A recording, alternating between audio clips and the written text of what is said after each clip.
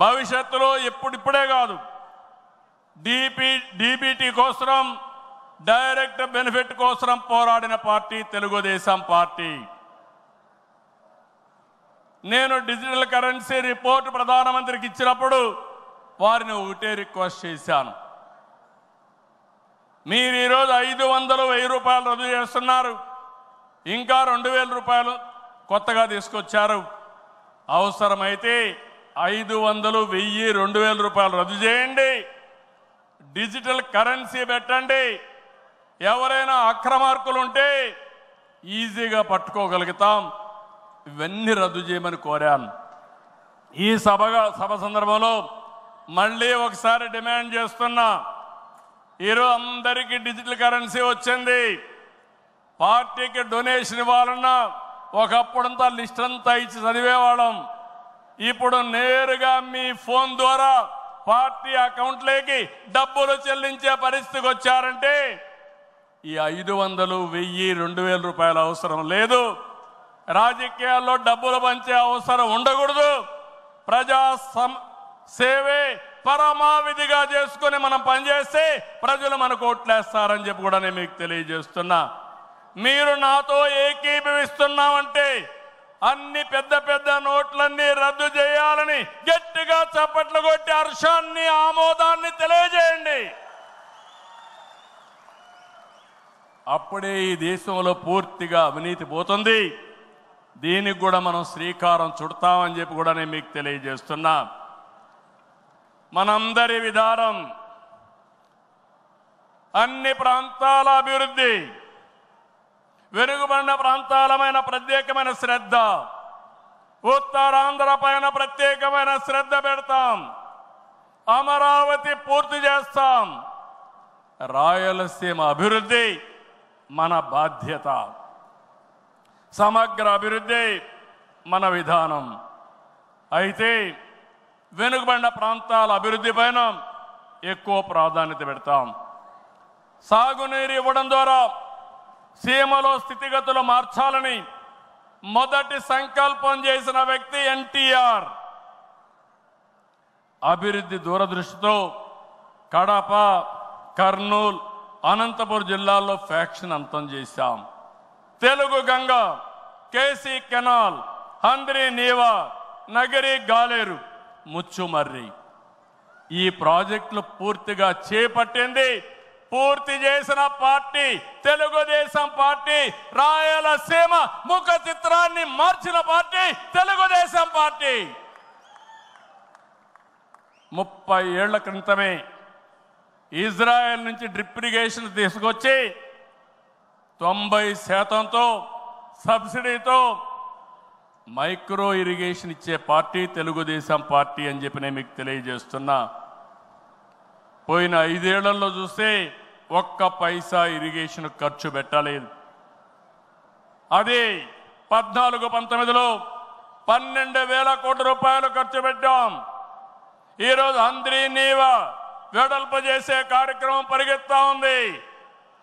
ఈ సంవత్సరమే పూర్తి చేసి మళ్ళీ చివరి భూములకు నీళ్లు ఇవ్వాలనే సంకల్పంతో ఈ ప్రభుత్వం ముందుకు పోతున్నాం. ఈరోజు రాయలసీమ రైతుల్ని ఇంకా బలోపేతం చేయడానికి పోలవరాన్ని పూర్తి చేస్తున్నాయి.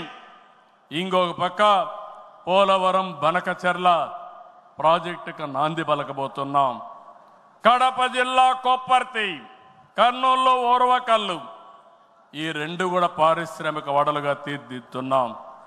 రాష్ట్రంలో 5 రతన్ టాటా ఇన్నోవేషన్ హబ్బులను ప్రారంభిస్తున్నాం.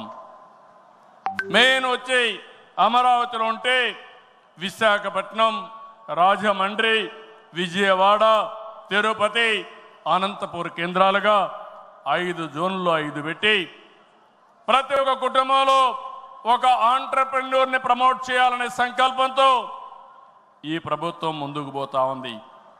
అన్ని ప్రాంతాల అభివృద్ధి కావాలి, అందరూ వ్యక్తుల అభివృద్ధి కావాలి. వెనుకబడిన ప్రాంతాలపైన ప్రత్యేక శ్రద్ధ పెడతాం. బాగా బలహీనంగా ఉండే, ఆర్థికంగా ఇబ్బందుల్లో ఉండే వ్యక్తులపైన, కుటుంబాలపైన ప్రత్యేక శ్రద్ధ పెడతామని చెప్పి కూడా నేను మీకు తెలియజేస్తున్నా. ఈ మహానాడు వేదికగా చెప్తున్నా, ప్రతి ఒక్క కార్యకర్త గర్వపడే పాలనిస్తాం, మీ గౌరవాన్ని పెంచుతాం, మీరిచ్చిన హామీలన్నీ నెరవేర్చే బాధ్యత ఒక పార్టీ అధ్యక్షుడిగా, ముఖ్యమంత్రిగా నేను తీసుకుంటానని చెప్పి కూడా నేను మీకు తెలియజేస్తున్నా. ఎన్నికల మేనిఫెస్టో, సూపర్ 6 కానీ ఇవన్నీ పూర్తి చేసి ప్రజల్లో నమ్మకాన్ని పెంచుతాం. కూటమిగా మన 3 పార్టీలు కలిసి నడవాలి, మనం కలిసి గెలవాలి. తెలుగు జాతి నెంబర్ 1 కావాలంటే తెలుగుదేశం పార్టీ ఎప్పుడూ ముందుండాలని చెప్పి మీకు తెలియజేస్తున్నా. దానికోసం ప్రతి ఒక్క కార్యకర్త పనిచేయాలి, అవగాహన పెంచుకోవాలి, సమర్థవంతంగా పనిచేయాలి. నేను ఏదైతే ఆలోచిస్తున్నానో మీ అందరి ఆలోచనలు కూడా బలుకొని ఈరోజు విజన్ గాని ఇవన్నీ తీసుకొచ్చాం. అవన్నీ అమలు చేసే బాధ్యత మనం అందరం తీసుకుందాం. ఈరోజు, రేపు, ఎల్లుండి 3 రోజులు ఇక్కడ ఉంటున్నాం. నేను ఒకే ఒక విషయం మిమ్మల్ని కోరుతున్నాను.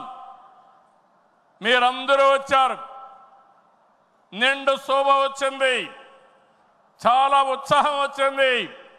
నాకు కూడా అనిపిస్తా ఉంది, కొండను కూడా ఢీకొట్టే శక్తి మీరందరూ నాకు ఇస్తున్నారు. అది చేస్తా.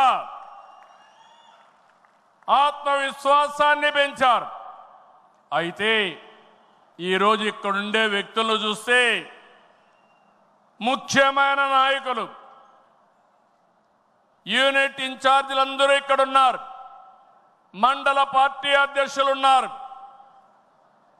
పార్లమెంటరీ పార్టీ నాయకత్వం ఉంది, ఇంకొక క్లస్టర్ ఇన్ఛార్జీలు ఉన్నారు, ఎమ్మెల్యేలు, శాసనకర్తలు, ఎమ్మెల్యేలు, ఎంపీలు ఇక్కడ ఉన్నారు, మంత్రులు ఉన్నాం. అయితే ఈరోజు మనకు కావాల్సింది ఎక్కడికక్కడ సమర్థవంతమైన నాయకత్వాన్ని ఇంకా తయారు చేసుకోవాలి. నాయకత్వం ఉంది, శక్తిని పెంచుకోవాలి, తెలివితేటలు పెంచుకోవాలి. మనం అనుకున్న లక్ష్యాన్ని చేరడానికి ఎలాంటి స్కిల్స్ కావాలనో అవన్నీ మనం నేర్చుకోవాల్సిన అవసరం ఉంది. ఈ రాష్ట్రాన్ని ఒక విజన్తో తీసుకుపోవాలంటే నేను ఒక్కడనే కాదు. అందుకే నేను చాలాసార్లు చెప్పాను, మంది పొలిటికల్ గవర్నెన్స్ అంటే మీరందరూ గెలిపించిన తర్వాత గెలిచిన వారిలో ఒక మంత్రివర్గాన్ని ఏర్పాటు చేసుకుని మేమేదో పరిపాలన చేస్తే కాదు, చివరి మైల్లో ఉండే కార్యకర్త కూడా ఈ ప్రభుత్వంలో భాగస్వామి అయినప్పుడు, మీ ద్వారా పరిపాలన జరిగినప్పుడు అదే నిజమైన పొలిటికల్ గవర్నెన్స్ అని చెప్పి కూడా నేను మీకు తెలియజేస్తున్నా. అందుకే ఒక సిస్టమేటిక్ ఆర్గనైజేషన్ తీసుకొచ్చాం. ప్రభుత్వానికి, పార్టీకి అనుసంధానం పెరగాలి, అనునిత్యం అవగాహన పెరగాలి, భాగస్వామ్యం పెరగాలి. దానికి మహానాడు ఒక వేదిక కావాలి.